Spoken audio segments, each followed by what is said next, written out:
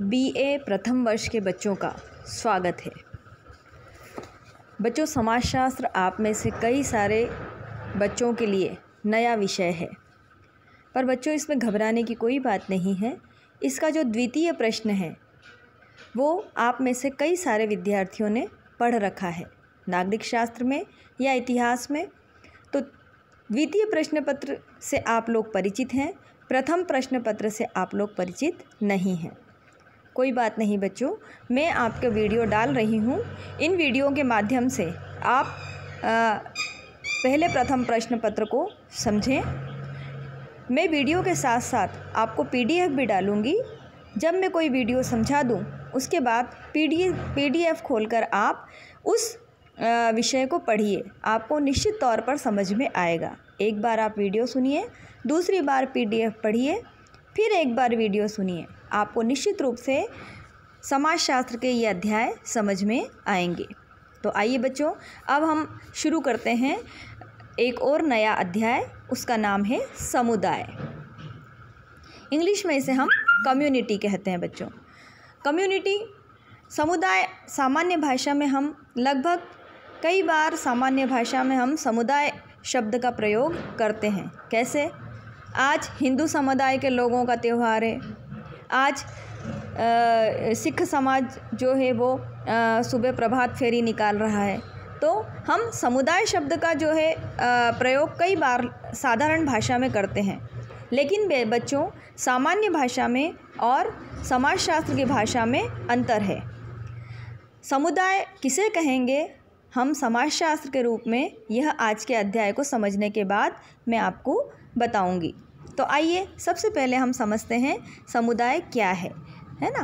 तो समुदाय की कुछ परिभाषाएं देख लेते हैं बच्चों। डॉटसन और गेटिस, इन्होंने समुदाय की परिभाषा में लिखा है कि समुदाय से तात्पर्य एक भूभाग की इकाई से है जिसमें एक जनसंख्या वितरित होती है, जिसके पास भौगोलिक संस्थाएं होती हैं जिनके द्वारा एक सामान्य जीवन संभव किया जा सकता है। मेंजर लिखते हैं वह भाग जो एक निश्चित भूभाग में रहता है वह समुदाय कहलाता है। बच्चों यहाँ इस शब्द पर ध्यान दीजिएगा, निश्चित भूभाग, है ना। मैकाइवर एंड पेज ने समुदाय की बड़ी ही अच्छी सी परिभाषा दी है। उनका कहना है कि जब कभी कोई समूह छोटा या बड़ा इस प्रकार साथ साथ रहते हैं कि वो इस तरह उस हित में हिस्सेदार न होकर सामान्य जीवन की मूल परिस्थितियों में भाग लेते हैं, उस समूह को समुदाय कहते हैं। तो और आकबर्न और न्यूमियर ये लिखते हैं कि मनुष्यों का एक समूह जो एक निकटवर्ती भौगोलिक क्षेत्र में निवास करता है, जिसमें रुचियों और क्रियाओं के समान केंद्र होते हैं और जीवन की प्रमुख बातों में मिलकर कार्य करते हैं, वह कहलाता है समुदाय।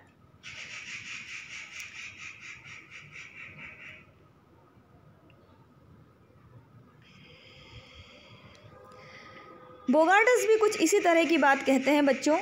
उनका कहना है कि समुदाय कुछ अंशों में हम की भावना वाला सामाजिक समूह है जो एक निश्चित क्षेत्र में रहता है। बच्चों यहाँ ध्यान दीजिएगा कि एक निश्चित भूभाग है ना, निश्चित भूभाग और उसके साथ जो है हम की भावना का पाया जाना। तो बोगार्डस कहते हैं कि समुदाय कुछ अंशों में हम की भावना वाला सामाजिक समूह है जो एक निश्चित क्षेत्र में रहता है। तो यहाँ हमने जो परिभाषाएं देखी उनमें जो बात उभर कर आई वो है मनुष्यों का समूह, एक निश्चित भूभाग और सामान्य जीवन जीना, और जिसमें हम की भावना का होना अति आवश्यक है। अब आप लोग कहेंगे बच्चों हम की भावना क्या होती है? एक साधारण से उदाहरण के द्वारा मैं आपको समझाती हूँ हम की भावना क्या होती है। जब हम कहीं बाहर जाते हैं, राजस्थान से जब हम बाहर जाएंगे कहीं घूमने फिरने, शादी में या किसी धार्मिक आयोजन में, किसी भी रूप में हम जब बाहर जाते हैं या पढ़ने ही जाएंगे आप बाहर, और आपको राजस्थान का व्यक्ति मिलेगा या मिलेगी, तो आप उसे एक आत्मीयता आपको नज़र आएगी, अरे ये तो हमारे यहाँ का ही व्यक्ति है। तो इस तरह हम की भावना वो भावना होती है जिसमें हम सामने वाले व्यक्ति को अपना समझते हैं। है ना, हमारे शहर का व्यक्ति है, हमारे प्रदेश का व्यक्ति है, हमारे राष्ट्र का व्यक्ति है। अगर आप विदेश में जाएंगे और वहाँ आपको कोई भारतीय मिला तो फिर आप राज्य भूल जाएंगे, शहर भूल जाएंगे। वहाँ आप देश के आधार पर हम की भावना आप में जागृत होगी। समझ में आया बच्चों? सामने वाले को के साथ हमारी आत्मीयता निकलना या हमारे मन से आत्मीय संबंधों का होना हम की भावना बताता है। तो इन परिभाषाओं से हम देखते हैं कि समाजशास्त्रियों की परिभाषाओं के आधार पर हम यह निष्कर्ष निकालते हैं कि समुदाय मनुष्यों का एक लघु समूह है जो निश्चित भौगोलिक क्षेत्र में निवास करता है, जिसमें हम की भावना होती है, जिनकी समान रुचियां और क्रियाएं होती हैं। वे सामाजिक जीवन के सभी पहलुओं से संबंधित होते हैं। हम अपने रोज़मर्रा के जीवन में विशेष रूप से कोई तैयार नहीं होते हैं, हम सामान्य रूप से अपना जीवन यापन करते हैं। तो यहाँ जो बात समझ में आई कि समुदाय उसे कहेंगे हम समाजशास्त्र के रूप में जिनका अपना एक निश्चित भूभाग है, जिनका अपना हम की भावना जिनमें पाई जा रही है, जो सामान्य जीवन जी रहे हैं, वैसे लोगों के क्षेत्र को हम कहेंगे समुदाय। अब आइए हम समुदाय के तत्व देखते हैं। समुदाय के तत्व क्या हैं?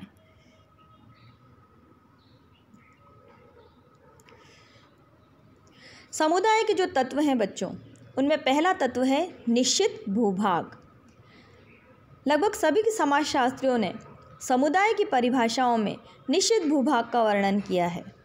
डेविस ने तो लिखा भी है कि प्रादेशिक समूह समुदाय की सदस्यता एक निश्चित स्थान पर रहने के कारण होती है। उन्होंने समुदाय की विशेषता प्रादेशिक निकटता पर विशेष बल दिया है।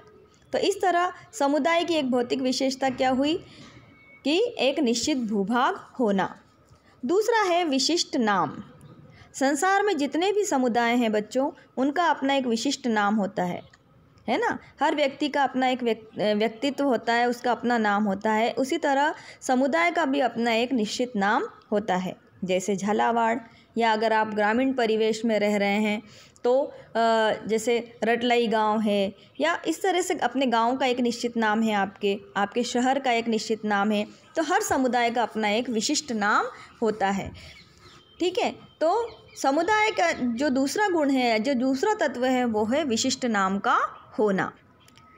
तीसरी जो विशेषता है समुदाय की, वो है मनुष्यों का समूह। यदि रेगिस्तान फैला हुआ है, रेत ही रेत है, या बर्फ़ ही बर्फ़ है, और वहाँ मनुष्य निवास नहीं कर रहा है, तो उस जगह को हम समुदाय की श्रेणी में नहीं रखेंगे। समुदाय के लिए जो तीसरा विशेष गुण है, जो तत्व है, वो है निश्चित भूभाग के साथ, विशिष्ट नाम के साथ तीसरा जो तत्व होगा वो होगा मनुष्यों का समूह। तो समुदाय व्यक्तियों का एक समूह होता है। हम ऐसे समुदाय की कल्पना ही नहीं कर सकते जिसमें कोई मनुष्य ही न हो। तो डॉटसन और गेटिस ने बताया कि समुदाय एक निश्चित भूभाग है जिसमें एक जनसंख्या वितरित होती है। डेविस ने इसे लघु क्षेत्रीय समूह भी कहा है। तो वास्तविकता तो यह है कि मनुष्यों का समूह समुदाय में रहकर अपनी संपूर्ण आवश्यकताओं की पूर्ति करता है। अब चौथे नंबर पर आता है सामुदायिक भावना। सामुदायिक भावना वही जो मैंने अभी आपको थोड़ी देर पहले समझाई, हम की भावना का होना। जब व्यक्ति अपने स्वार्थ को समूह के लिए त्याग देता है या अपने स्वार्थ को कम महत्व देता है और समूह के स्वार्थ को सर्वोपरि मानता है, तो ऐसी भावना को सामुदायिक भावना कहते हैं बच्चों। अपनेपन की भावना के रूप में देखना ही सामुदायिक भावना कहलाती है, या अपनेपन की भावना को देखना ही हम की भावना कहलाती है। समुदाय में अनेक लोग साथ साथ रहते हैं, वे साथ साथ सभी तरह के क्रियाएं करते हैं और उनमें हम की भावना पाई जाती है। वे एक दूसरे के सुख दुख के भागीदार होते हैं। साथ साथ रहना, आवश्यकताओं की पूर्ति करना, श्रम विभाजन करना, अपने कार्यों को पूरा करना, ये सब कार्य सामुदायिक भावना के द्वारा ही संभव होते हैं। कोई किसी के साथ हम की भावना और सामुदायिक भावना तब तक रखता है जब वे सामुदायिक जीवन व्यतीत करते हैं तथा अनेक समानताओं वाले क्षेत्र में रहते हैं। जो पांचवी विशेषता है वो है समानताओं के क्षेत्र। दुर्खिम ने अपने शोध कार्य के आधार पर यह निष्कर्ष निकाला बच्चों कि समुदाय में अनेक समानताओं के क्षेत्र होते हैं। उस क्षेत्र में आर्थिक, सामाजिक, सांस्कृतिक, धर्म, विचार, कानून, न्याय, ये सब एक समान लगभग होते हैं, इसलिए उनमें एकता भी यांत्रिक होती है। यांत्रिक एकता और सावयवी एकता अभी आप अगले साल पढ़ेंगे, तो उनमें यांत्रिक एकता होती है। यांत्रिक एकता का मतलब यहाँ मैं आपको समझा दूँ कि जिनके खान पान, रहना सहना, बोल चाल एक समान होती है, वो यांत्रिक एकता कहलाती है बच्चों। तो जिनमें जो है यांत्रिक एकता होती है और समुदाय के अनेक समानता के क्षेत्र उसमें व्यवस्थित रहते हैं, है ना। समुदाय संगठित बने रहने के लिए रीति रिवाज, भाषा, स्थानीय कथाएं, रूढ़िवादी विचार, ये सब उस क्षेत्र विशेष में कार्य कर रहे होते हैं। तो वहाँ पर क्या होता है, समानताओं का क्षेत्र होता है। एक जैसे तीज त्यौहार मनाना, एक जैसे रीति रिवाज निभाना, ये उस समुदाय की विशेषता होती है। जो अगला तत्व है समुदाय का, वो है स्वतः जन्म। बच्चों, समुदाय का जन्म जानबूझकर नहीं किया जा सकता। अगर आप एक कोई गांव या एक कोई कस्बा या एक कोई कॉलोनी जानबूझकर बसा रहे हैं, तो वो समुदाय की श्रेणी में नहीं आएगा। समुदाय का जन्म स्वतः होता है। जैसे कोई गांव का जन्म कब हुआ आपको नहीं पता, कोई शहर कैसे बना आपको नहीं पता, है ना। जब अनेक स्त्री पुरुष, लड़के और लड़कियां किसी एक स्थान पर कुछ समय तक रहते हैं और जीवन यापन करते हैं, तो वह स्वतः ही समुदाय का रूप ग्रहण कर लेता है। यानी अगर कोई वीरान जगह पर जाकर बहुत धीरे धीरे लोग बसने लगते हैं, तो धीरे से फिर वो एक समुदाय का रूप ले लेता है, क्योंकि उसका अपना एक निश्चित भूभाग हो जाएगा और उसका अपना कुछ निश्चित नाम हो जाएगा। तो समुदाय की उत्पत्ति या विकास योजनाबद्ध तरीके से नहीं होता बच्चों। मानव समुदाय तो स्वतः बन जाता है, इसका जन्म भी स्वतः ही होता है। समाज में दो प्रकार के संगठन होते हैं बच्चों। एक की सदस्यता जन्म से निश्चित होती है, जो आपके ऊपर निर्भर नहीं होती, और ये सदस्यता अनिवार्य होती है। दूसरी जो होती है वो सदस्यता ऐच्छिक होती है। आप काम करने कहाँ जाते हैं, आप कौन सा व्यापार चुनते हैं, आप कौन सी पढ़ाई चुनते हैं, ये सब आपकी इच्छा पर निर्भर है। तो परिवार, समुदाय, जाति, राष्ट्र, ये सब पहली वाली अनिवार्यता में आते हैं, जो आपकी इच्छा पर नहीं है, पर आपने जहाँ जन्म ले लिया उसी परिवार में रहेंगे, उसी जाति के आप कहलाएंगे और उसी राष्ट्र के कहलाएंगे। और जो दूसरी सदस्यता है, आप पढ़ लिख कर बाहर चले गए, शहर चले गए, तो ये द्वितीयक सदस्यता होती है। तो समुदाय में व्यक्ति जन्म लेता है और उसका सदस्य वो स्वयं ही स्वतः ही बन जाता है, भले ही उसकी इच्छा हो या ना हो। जो सातवीं विशेषता समुदाय की है वो है सामान्य जीवन, है ना। व्यक्ति समुदाय में जन्म लेता है, उसका पालन पोषण होता है, वह उसमें बड़ा होता है, उसका विवाह होता है, और एक प्रकार से समुदाय में व्यक्ति जन्म से लेकर मृत्यु तक अपना जीवन व्यतीत करता है। व्यक्ति अपना संपूर्ण जीवन समुदाय में रहकर व्यतीत करता है। समुदाय में रहकर व्यक्ति अपनी आवश्यकताओं की पूर्ति करता है, सामाजिक संबंध स्थापित करता है, समुदाय के अन्य सदस्यों के साथ सहयोग करता है। तो इस तरह वह एक सामान्य जीवन व्यतीत कर रहा होता है। जो आठवां तत्व है समुदाय का, जो आठवीं, वो है स्थान का स्थायित्व। समाज में अनेक प्रकार के संगठन होते हैं, इनमें से कुछ तो अस्थायी होते हैं और कुछ स्थायी होते हैं। जैसे भीड़ और श्रोता समूह अस्थायी होते हैं, है ना। समुदाय का अपना एक निश्चित भूभाग होता है। समुदाय कोई अस्थायी सामाजिक संगठन नहीं है बच्चों, यह मनुष्यों का ऐसा समूह है जो एक भूभाग की इकाई से जुड़ा होता है, उसका एक नाम होता है। समुदाय अन्य सामाजिक संगठनों की तुलना में स्थान के आधार पर अधिक स्थायी होता है। जहाँ एक बार मानव बस जाता है तो समुदाय में स्वतः ही विकसित होने के बाद वहाँ स्थायी संगठन बन जाता है। और जो लास्ट विशेषता है बच्चों समुदाय के तत्व की, वो है आत्मनिर्भरता। प्राचीन काल में समुदाय अपने सदस्यों की लगभग सभी आवश्यकताओं की पूर्ति किया करता था। पहले यातायात और संचार के साधन तो थे नहीं, तब व्यक्ति अपनी आवश्यकताओं की पूर्ति के लिए अपने समुदाय पर निर्भर रहता था, उसके पास दूसरा कोई विकल्प नहीं था। जो समुदाय जनसंख्या और भौगोलिक क्षेत्र के दृष्टिकोण से जितना छोटा होता था, वह उतना ही अधिक आत्मनिर्भर होता था। लेकिन अब औद्योगिकीकरण और नगरीकरण हो गया है, यातायात के साधन विकसित हो गए हैं, तो समुदाय की आत्मनिर्भरता के लक्षण का भी प्रभाव कम हो गया है। आज अधिकतर समुदाय अन्य समाजों पर अपनी अन्य आवश्यकताओं के लिए निर्भर होते हैं। तो बच्चों, आपको समझ में आया होगा कि जो हम सामान्य भाषा में समुदाय शब्द का उपयोग करते हैं और जो समाजशास्त्र की भाषा में समुदाय शब्द का उपयोग होता है उसमें क्या अंतर है ना।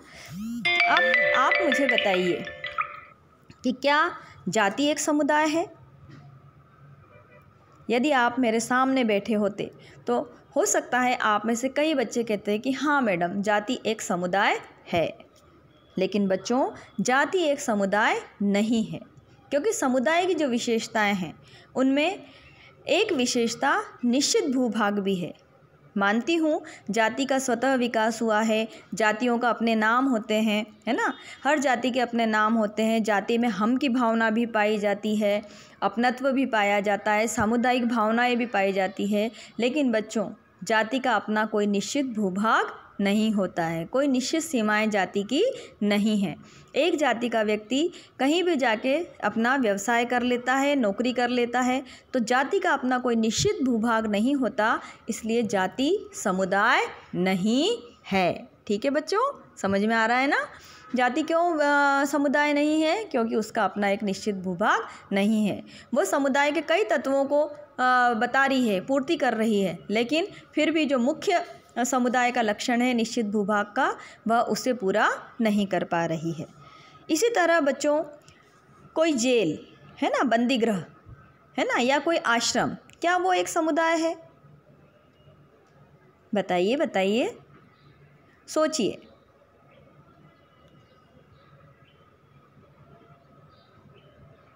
बच्चों, जेल का जो है, जेल ये हुआ या आश्रम हुआ, उसका अपना निश्चित भूभाग तो है, उसकी अपनी चार दीवारी है। हर जेल का अपना नाम भी होता है ना।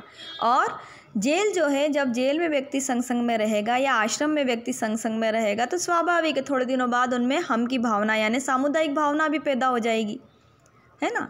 तो उसका अपना विशिष्ट नाम है, उसमें हम की भावना पाई जा रही है, मनुष्य भी उसमें रह रहे हैं। एक विशेषता मैंने ये भी बताई थी आपको कि मनुष्यों का होना बहुत ज़रूरी है समुदाय में, तो मनुष्य भी रह रहे हैं।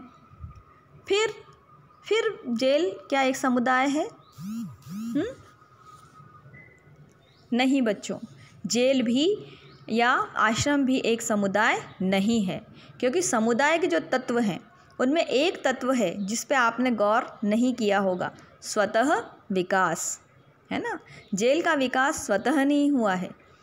हम कानून व्यवस्था को बनाए रखने के लिए, जेल और व्यक्ति को सुधारने के लिए जेल का निर्माण जानबूझकर प्रशासन के द्वारा किया जाता है।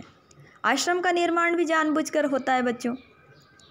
तो जब किसी चीज़ का निर्माण जानबूझकर किया जाए और जिसमें सामान्य जीवन न जिया जाए, तो वो फिर समुदाय की श्रेणी में नहीं आएगा। जेल में कोई सामान्य जीवन नहीं जीता। हम अपनी मर्जी से उठते बैठते खाते पीते नहीं हैं, हमें वहाँ के नियम कायदे कानून के अनुसार रहना होता है। तो इसलिए जेल या आश्रम भी समुदाय नहीं है, क्योंकि उनमें निश्चित भूभाग है, उनके अपने नाम हैं, सब कुछ है, मनुष्यों का समूह भी है, लेकिन न तो उसमें स्वतः विकास हुआ है और न ही वहाँ सामान्य जीवन जिया जा रहा है।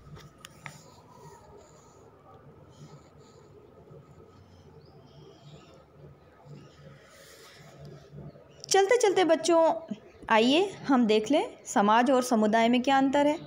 मैंने समाज भी आपको पढ़ाया है और समुदाय भी आज हमने पढ़ लिया है। बच्चों, समाज और समुदाय में जो मुख्य अंतर है वो कुछ बिंदुओं के आधार पर मैं आपको समझाती हूँ। पहले जो बिंदु है वो है मूर्तता, दिखाई देना, है ना बेटा। मूर्तता का मतलब होता है दिखाई देना। समुदाय व्यक्तियों का समूह होने के कारण मूर्त है ना, हमें दिखाई देता है, ये झालावाड़ के लोग हैं, ये रटलाई के लोग हैं, है ना, ये खानपुर के लोग हैं। तो समुदाय जो है वो व्यक्ति का समूह होता है और क्षेत्र के कारण वो हमें दिखाई देता है। पर समाज जो है सामाजिक संबंधों के आधार पर बनता है, इसलिए वह दिखाई नहीं देता है। दूसरी जो विशेषता है वो है सामुदायिक भावना। समुदाय के सदस्यों में परस्पर सामुदायिक भावना होती है, यानी उनमें हम की भावना होती है। समाज में सामुदायिक भावना का होना आवश्यक नहीं है। समाज में संगठन और विघटन दोनों प्रकार की क्रियाएं चलती रहती हैं। तीसरी जो विशेषता है वो है, जो अंतर है बेटा, विशेषता नहीं, अंतर जो है वो है विशिष्ट नाम का। समुदाय का अपना विशिष्ट नाम होता है जिससे वह पहचाना जाता है। जबकि समाज का कोई विशिष्ट नाम नहीं होता, वह तो सामाजिक संबंधों का जाल है ना। अब वृहद्दता यानी बड़ा होना, समुदाय जो है वह समाज की तुलना में छोटा है, ठीक है ना। छोटे छोटे गांव, छोटे छोटे कस्बे, छोटे छोटे शहर, तो भारतीय समाज अगर हम कहें तो पूरा भारत आ जाता है। अब पूरे भारत में ये सब क्या हैं, छोटे छोटे छोटे छोटे समुदाय हैं, इसलिए समुदाय समाज की तुलना में छोटा होता है, जबकि समाज जो है वो समुदाय की तुलना में बहुत बड़ा होता है ना। फिर निश्चित भूभाग, समुदाय का अपना निश्चित भूभाग होता है, जबकि समाज का अपना कोई निश्चित भूभाग नहीं होता है। और सामाजिक संबंध, समुदाय में विशिष्ट सामान्य सामाजिक संबंध पाए जाते हैं, निश्चित भूभाग होता है, जबकि समाज की विशिष्टता सामाजिक संबंधों की जटिलता के आधार पर जो है होती है। आशा करती हूँ बच्चों आपको ये समुदाय और समाज दोनों ही पाठ अच्छे से समझ में आए होंगे। समुदाय का वीडियो आप देखिए, उसके बाद में इसका PDF आपको दूंगी, आप चैप्टर खोलकर पढ़िएगा और फिर से एक बार वीडियो सुनिएगा, आपको अच्छे से समझ में आ जाएगा कि समुदाय क्या है। ठीक है ना बच्चों, तो हम मिलते हैं अगले अध्याय में।